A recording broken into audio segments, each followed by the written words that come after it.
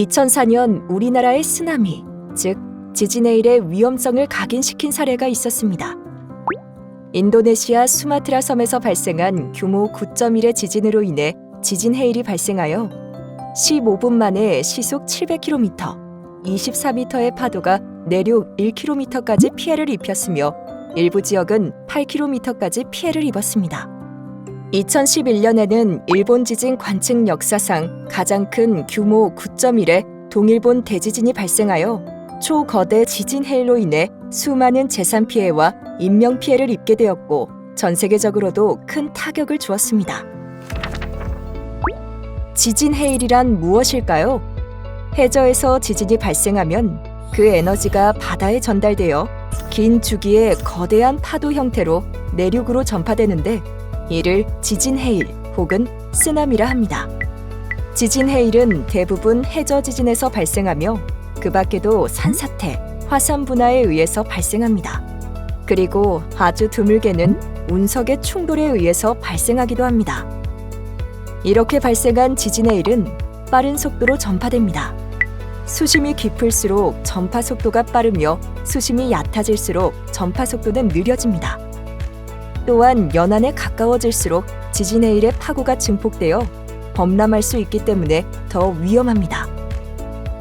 한반도 동해상의 경우 수심이 약 2,000m로 시속 약 500km로 지진해일이 전파됩니다.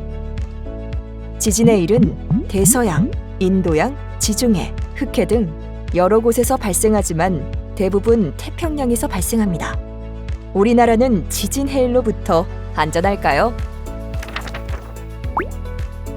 우리나라 역사 기록에서 지진해일의 사례를 찾아볼 수 있습니다.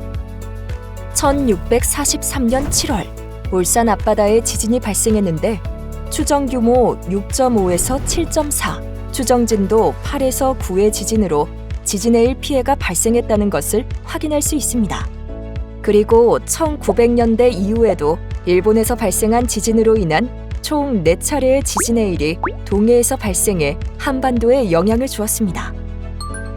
대표적인 사례로는 1983년 일본 아키타 지진과 1993년 일본 오쿠시리 지진에 의해 발생한 지진해일이 있습니다.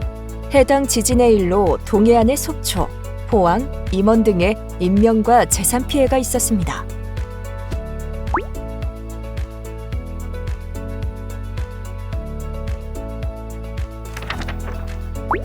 기상청에서는 지진해일에 대비하기 위해 다양한 관측 장비를 사용하여 우리나라에 영향을 주는 지진해일을 관측하고 있습니다.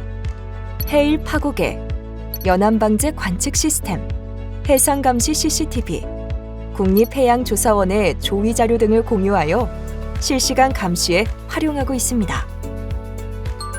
기상청에서는 한반도 주변 해역의 지진으로 인한 지진해일에 대비하기 위해 한반도 주변 해역의 규모 6.0부터 9.0까지 지진에 대해 깊이를 달리하여 전국 해안 예측 지점의 지진해일 예상 도달 시각 및 최대 파고에 대한 예측 정보를 미리 계산하여 DB화하였습니다.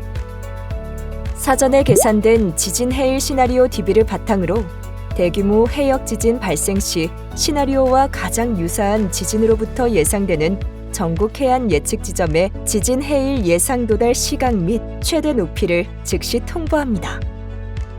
그 이후 실제 지진 정보를 활용하여 지진해일 예측 시스템을 통해 분석된 지진해일 예상 도달 시각 및 최대 높이에 대한 예측 정보를 생산하여 보다 정확한 상세 정보를 제공합니다. 한반도 인근 해역에서 대규모 지진이 발생하여 지진해일 피해가 예상되는 경우 지진해일 특보를 발표합니다. 그리고 지진해일 특보 기준에는 미치지 못하지만 우리나라에 영향이 예상될 경우 또는 지진해일 특보 발표 이후 추가 정보를 알릴 필요가 있는 경우에 지진해일 정보를 발표합니다. 지진해일이 발생하거나 지진해일 특보가 발령되면 재빨리 주변의 높은 장소로 대피해야 합니다. 지진해일은 한 번으로 끝나지 않고 계속 위험할 수 있기 때문에 지진해일 특보가 해제되기 전에는 낮은 곳으로 가서는 안 됩니다. 바다의 무법자 지진해일, 우리 모두를 위협할 수 있습니다. 지진해일 대비, 기상청과 함께하세요.